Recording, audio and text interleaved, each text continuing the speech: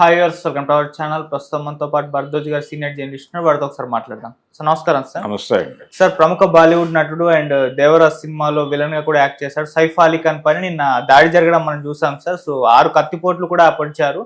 అయితే దీనిపైన రకరకాల అనుమానాలు అయితే వ్యక్తం అవుతున్నాయి సార్. పొడిచింది దొంగ అని కొంతమంది, లేదు ఇది బిష్ణోయ్ గ్యాంగ్ కి చెందిన వాళ్ళని చెప్పేసి కూడా మాట్లాడేసుకుంటున్నారు సార్. అసలు ఏం జరిగింది సైఫ్ అలీ ఖాన్ విషయంలో సార్? అయితే ఏ రకమైన స్పెక్యులేషన్స్ స్ప్రెడ్ చేయొద్దు అని ఆయన టీం, సైఫ్ అలీ ఖాన్ టీం అనే పేరుతో ఒక ప్రకటన వచ్చింది. ఓకే, కరీనా కపూర్ రిలీజ్ చేశారు అది. అయితే ఇది జరిగిన ఇన్సిడెంట్ చూస్తే అంటే మొదట వచ్చిన డౌట్ ఏంటంటే ఎవరో వచ్చి అలా పొడుస్తారు, అంత ఈవెన్ ఆ మాత్రం సెక్యూరిటీ ఉండదా అక్కడ అనేది వినిపించిన మాట.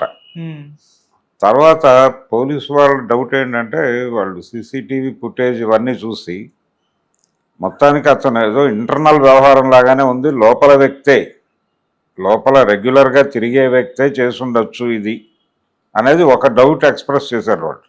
ఓకే, కాబట్టి అది అంతర్గత వ్యవహారం అని అన్నారు. కానీ ఫైనల్గా ఇప్పుడు కంక్లూడ్ చేస్తూ ఒక పిక్చర్ ఇచ్చే ప్రయత్నం చేస్తున్నారు ప్రపంచానికి.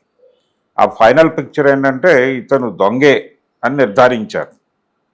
ఇతను దొంగే, కేవలం దొంగతనం కోసమే వచ్చాడు, ₹1 కోటి డిమాండ్ చేశాడు, ముందు పని మనిషిని కొట్టాడు, దాడి చేశాడు. దాడి చేస్తున్నటువంటి సమయంలో సైఫ్ అడ్డుకునే ప్రయత్నం చేశాడు. అడ్డుకునే ప్రయత్నంలో జరిగినటువంటి ఇద్దరి మధ్య జరిగినటువంటి పరస్పర పోరాటంలో జరిగినటువంటి గాయం ఇది. అంతే తప్ప అతను వచ్చి నేరుగా పడవడం కాదు, ఈయన ఎదిరించే ప్రయత్నం చేశాడు.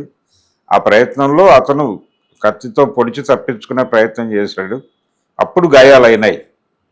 అతను మెట్ల మార్గం గుండా పారిపోయాడు అనేది ఫైనల్గా కంక్లూడ్ చేస్తూ ఒక కథని ఫ్రేమ్ చేశారు. ఇది కథ అని ఎందుకు అంటున్నానంటే రకరకాల డౌట్లు ముందు వచ్చినాయి. ఈ ముందు వచ్చినటువంటి సందేహాలన్నింటినీ కంక్లూడ్ చేస్తూ వీళ్ళు ఫైనల్గా ఒక డ్రాఫ్ట్ అయితే ఇచ్చారు. ఇక్కడ ఏదైనా జరిగి ఉండొచ్చు, అంటే ప్రపంచానికి వాళ్ళు చెప్పుకోవడానికి ఇబ్బంది పడటమో లేకపోతే ఇంకేదో ఉంది సంథింగ్. ఒకటి, అతను కిందకు వచ్చి అతన్ని తీసుకుని ఆటోలో తీసుకెళ్ళారు. అతనేమీ లైమ్ లైట్లో లేనటువంటి హీరో కాదు, ప్రస్తుతం అవకాశాలు లేని పరిస్థితి కాదు. తను ఇప్పటికీ సినిమాలు చేస్తూనే ఉన్నాడు. పైగా ఈ మధ్య తెలుగు ఆడియన్స్ కూడా దగ్గర అయ్యాడు దేవర సినిమాతో. మార్కెట్ ఉన్నటువంటి నటుడే అతను. మార్కెట్ ఉన్న నటుడు, భారీ రెమ్యూనరేషన్లు తీసుకుంటున్నాడు. ఆయన్ని ఆటోలో పట్టుకుని హాస్పిటల్కి తీసుకెళ్లారు. హాస్పిటల్లో డాక్టర్లు ఫైనల్గా ప్రమాదం ఏం లేదు, ఆయన అవుట్ ఆఫ్ డేంజర్, బయటకు వచ్చేసాడు అని చెప్పేసి తేల్చి చెప్పేశారు. అంటే బహుశా కొద్దిపాటి గాయాలు అయి ఉండొచ్చు. ఈ గాయాలైన సందర్భంగా ఏదో రక్తస్రావం జరిగి ఉండొచ్చు. దానిలో భాగంగానే కొంచెం నీరసాలు అవి వస్తాయి కాబట్టి కుట్లు పడి ఉండొచ్చు, కుట్లు వేసి ఉంటారు. ఫైనల్గా ఇప్పుడు పోలీసులు అయితే ఈ సీసీటీవీ ఫుటేజ్ ఆధారంగా ఒక ఫోటోని రిలీజ్ చేశారు. మెట్ల మార్గం నుంచి పారిపోతున్నటువంటి ఒక నిందితుడు. ఇప్పుడు అతను ఎవరు ఏమిటి అనేది ఎస్టాబ్లిష్ చేసి అతన్ని అరెస్ట్ చేయాలి. అతను కూడా చాలా నార్మల్గా ఉన్నాడు. ₹1 కోటి డిమాండ్ చేశాడు అనేది బయటకు వచ్చినటువంటి ఫ్యాక్ట్. ఇప్పుడు వాళ్ళు అధికారికంగా చెప్పిన మాట.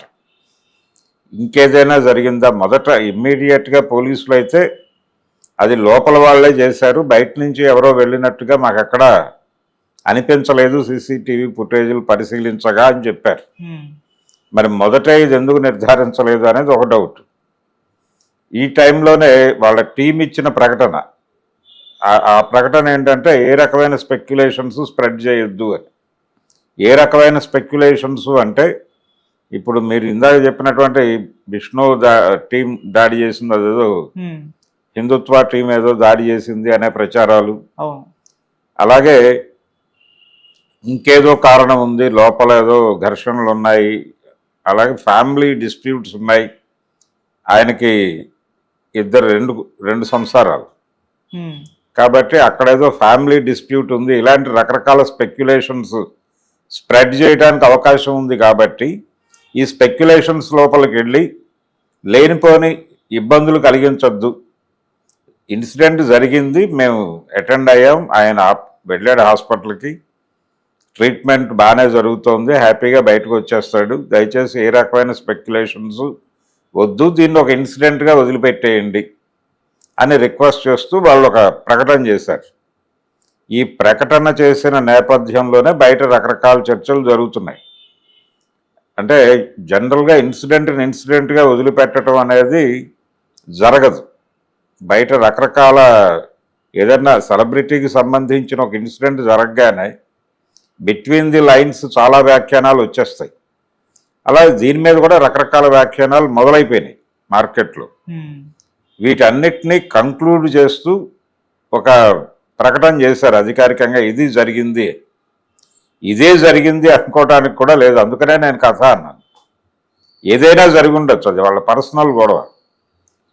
ఒకవేళ వీళ్ళు చెప్పినట్టుగా అది ఒక ప్రత్యేకమైనటువంటి టీము, ఒక థియరిటికల్ బ్యాక్గ్రౌండ్ ఉన్న టీం చేస్తే ఇలా ఉండదు వ్యవహారం. ఆ గొడవ వేరేగా ఉంటుంది. మనం గతంలో చూసాం వాళ్ళు ఏ పద్ధతిలో వాళ్ళ ఆపరేషన్లు నడుస్తాయి.